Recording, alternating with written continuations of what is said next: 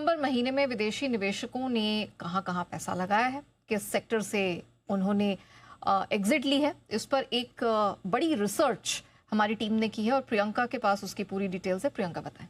बिल्कुल नेहा, पैसा तो खैर बाहर ज़्यादा गया है, लेकिन अगर दो सेक्टर्स जहाँ पर फिर भी एफपीआईज का इन्फ्लो रहा है नवंबर महीने में, तो वो आपके टेलीकॉम और एनर्जी हैं। और आप इनफैक्ट टेलीकॉम स्पेस में देखें तो इस साल के स्टार्ट से ही मंथ ऑन मंथ वहाँ पर इनफैक्ट रिलेटिवली पैसा ज़्यादा गया है।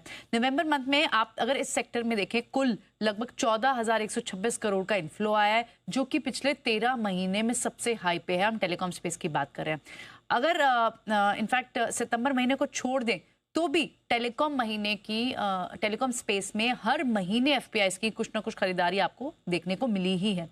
मजबूत बैलेंस, और इसके रीजन है बैलेंस शीट स्ट्रांग है, आरपू बढ़ते हुए दिखाई दे रहे हैं, इसी वजह से ये पूरा स्पेस अट्रैक्टिव दिख रहा है और बेहतर मार्जिन्स और अच्छे वैल्यूएशन, ये रीजन है एनर्जी स्पेस में भी कि एफपीआईज का काफी इंटरेस्ट वहां भी रहा है और वहां पर भी इन्फ्लो अच्छे आए हैं।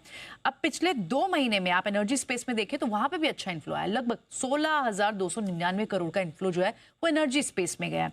इसके अगर आप फ्लिप साइड, विपरीत साइड पे देखें कि कहाँ से पैसा निकल रहा है या कहाँ इंटरेस्ट कम है, तो नवंबर महीने में जो लैगिंग सेक्टर्स हैं उसमें एफएमसीजी, फाइनेंशियल, ऑटो सेक्टर, ये सारे ऐसे स्पेसेस हैं जहां पर एफपीआईज का पैसा निकला है। एफएमसीजी में तो लगातार चौथे महीने हमने देखा है कि वहां आउटफ्लो रहे हैं और 4 महीने में लगभग 14,000 से ज्यादा की बिकवाली वो कर चुके हैं। एफएमसीजी स्पेस की बात करें, दूसरे आप स्पेसेस देखें, ऑटो, फाइनेंशियल, ये इस फिर भी क्योंकि ओवरऑल टोटल बाइंग के लिहाज से आप देखें तो ये टॉप परफॉर्मिंग सेक्टर इस साल के जरूर रहे हैं, लेकिन एफपीआई मूवमेंट ने तो इसमें प्रॉफिट बुकिंग ही देखने को मिली है इन स्पेसेस में।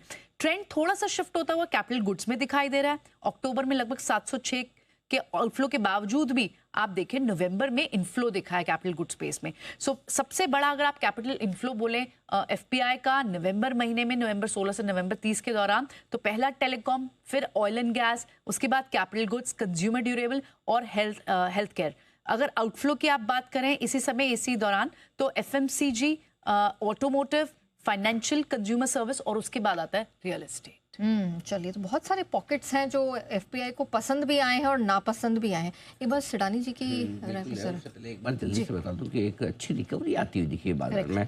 अभी 25,975 तक निफ्टी पहुंचा भी है, जो हमारा अनुमान था 25,975 26,000 तक की एक रिकवरी बनती है, उस तरफ रिकवरी बनने की कोशिश करते हुए दिख रहे हैं। हाँ, आप सिडानी साहब से पूछना चाहते जी, मैं ये जानना चाहती थी, जैसे कि अभी प्रियंका ने मेंशन किया, सिडानी जी आपसे मैं पूछना चाह रही थी, नवंबर में टेलीकॉम, एनर्जी, ये वाले स्पेसेस पसंद आए हैं, क्या अभी भी इनमें इतना स्टीम बाकी है कि ये एफपीआईज को वहां रिटेन कर सके? आगे के प्रोस्पेक्ट्स कैसे लग रहे हैं इन दोनों स्पेसेस में?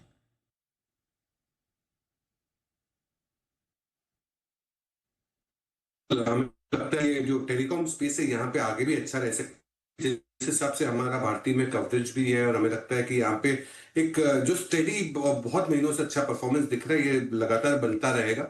और हमें लगता है कि जिस हिसाब से आरपू इंप्रूव हो रहे हैं आने वाले टाइम में, this is a better stock to be in. हमारा इस पे 2500 का टारगेट है। तो टेलीकॉम स्पेस बहुत छोटा है,